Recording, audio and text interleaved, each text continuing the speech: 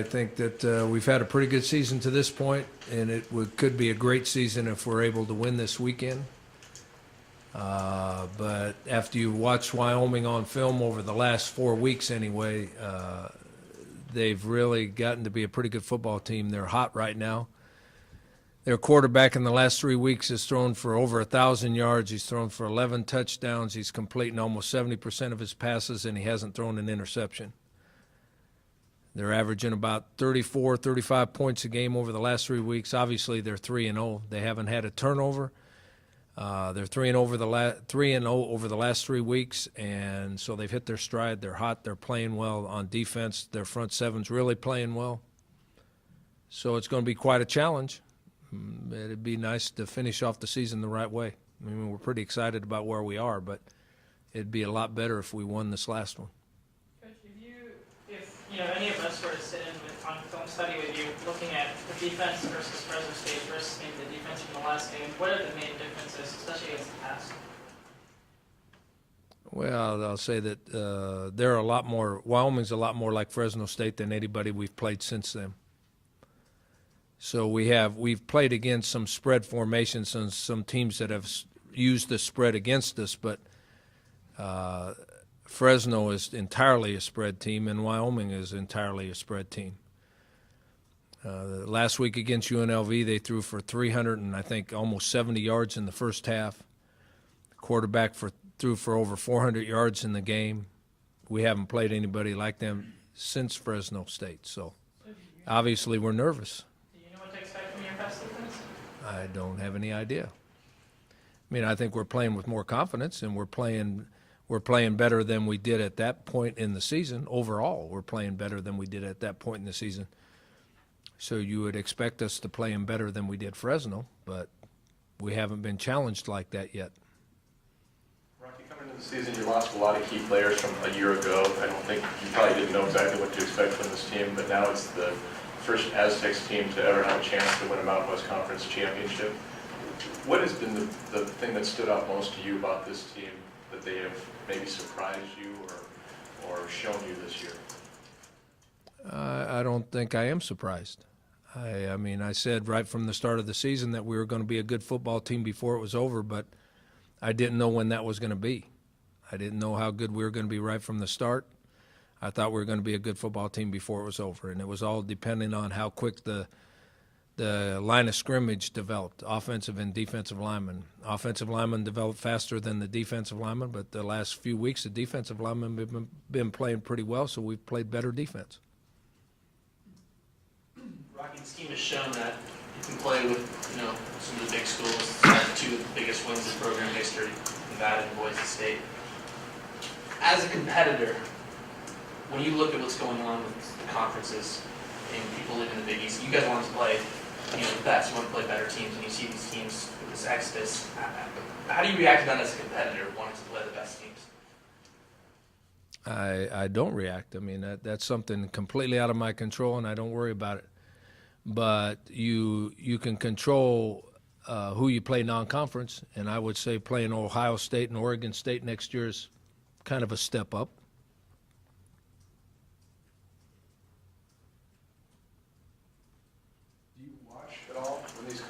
When these teams jump conferences? I know you don't worry about it, but do I watch? Do I read it in the newspaper? Yeah, I read it in the newspaper. Yeah. Do you have any thoughts on these teams that are jumping? No, I don't have any control and no say so. So why even worry about it? Do you have any control or say so in what San Diego State does? None whatsoever. So you wouldn't have an opinion on whether or not you'd rather BYU, Boise State, and San Diego State get back in the Mountain West as opposed to going to the Big East? If Jim Sterk was to sit you down and give you some input on that, what would your opinion be? I don't have an opinion. Whatever Jim decides to do or whatever works out's okay with me. I'm too worried about winning this weekend to worry about any of that stuff.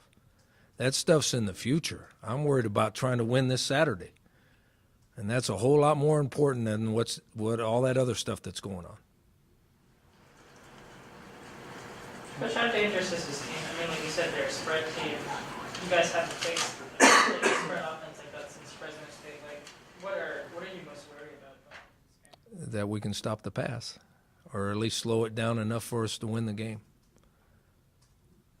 I mean, I think it's the two. I actually think it's the two hottest football teams in the league playing against each other last. I mean, they're hot, and I think we've got a lot of momentum too. We've won 6 in a row. They've won 3 in a row. Both teams think they can play, and both teams want to finish out the season the right way.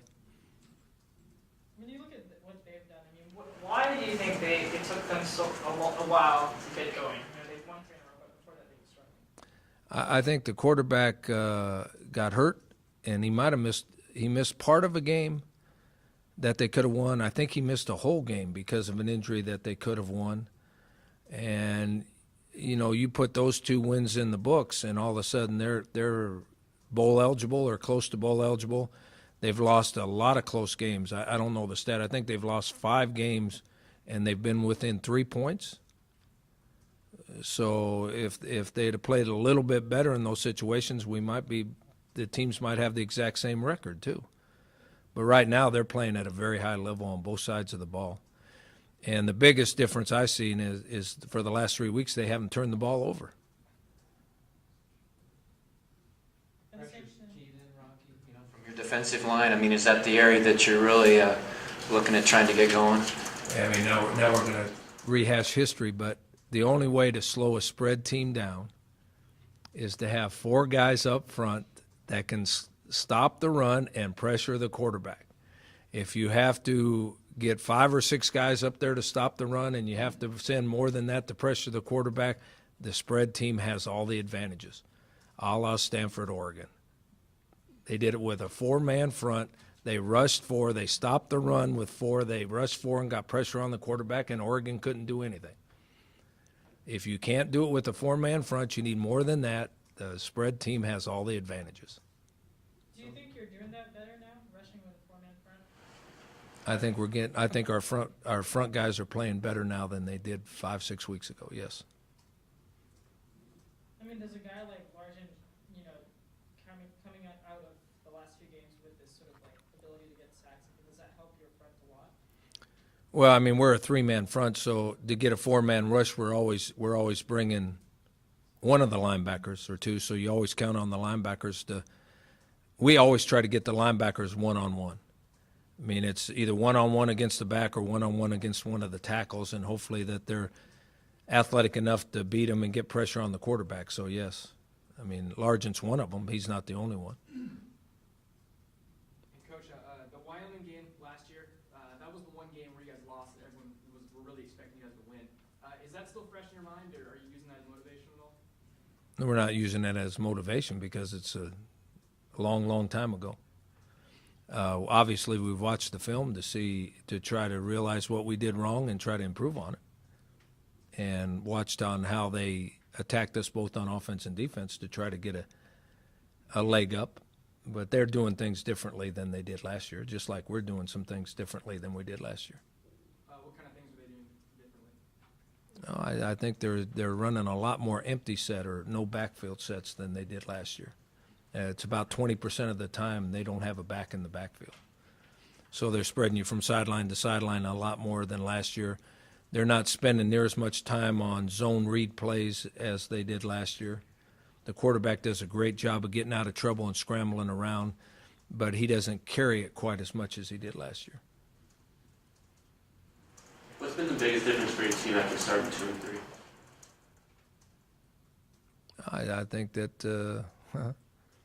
I think that everybody's improved. I think the offensive line played pretty good right from the start. The defensive line's playing much better. I said this before, the biggest difference in our team is our kicking game. Our kickers are much better. Our punters and our kickers are much, much better than they were early in the season, which leads to a lot of things. Leads to field position as well as scoring. Coach, it seems like they've struggled to stop the run. Do you look at that and really think, hey, that's a loophole that we can exploit? No, because I think they're playing better on defense over the last 3 weeks. That's why they're winning. And in this league, you can never get hung up on yardage given up against the run because you play some teams. Now, we didn't play one of them, but you play some teams in this league that their whole offense is running the ball. We played two of them so far, Army and Air Force. Their whole offense is running the ball. And in our league, New Mexico's like that too. Now, we didn't play New Mexico, but Wyoming has played those two teams. I mean, a good day against Air Force and those kind of teams is giving up 300 yards rushing. That's a good day. Well, you add 300 yards rushing to your total 3 times a year, and all of a sudden you're not a very good run defense statistically, where you might be a darn good run defense, but statistically you're not. Rocky is the winningest coach in Northwest Conference history. What do you think of this conference as a football conference? Nationally, it's a bit of an afterthought, but what are your thoughts on this conference? I think this conference has always fought an image. I think the football in this conference is a whole lot better than anybody gives it credit for, and it's totally by population centers. There's no population centers with this conference, or very few population centers that come with this conference.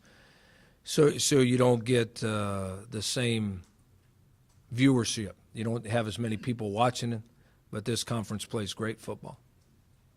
As good as a lot of the quote major conferences. Do you believe ESPN has an East Coast bias? No, I think all media has a bias to traditional conferences. I think all media does. I mean, all you got to do is look at the history of this league, and Utah beat Alabama in the Sugar Bowl. Boise State beat Oklahoma in the Fiesta Bowl. I mean, you can go on and on. I mean, and that never proved anything to the media because we're not a traditional conference. Was there ever a point where you would look at the conference would maybe poach some schools with those, population centers to maybe attract more TV viewers?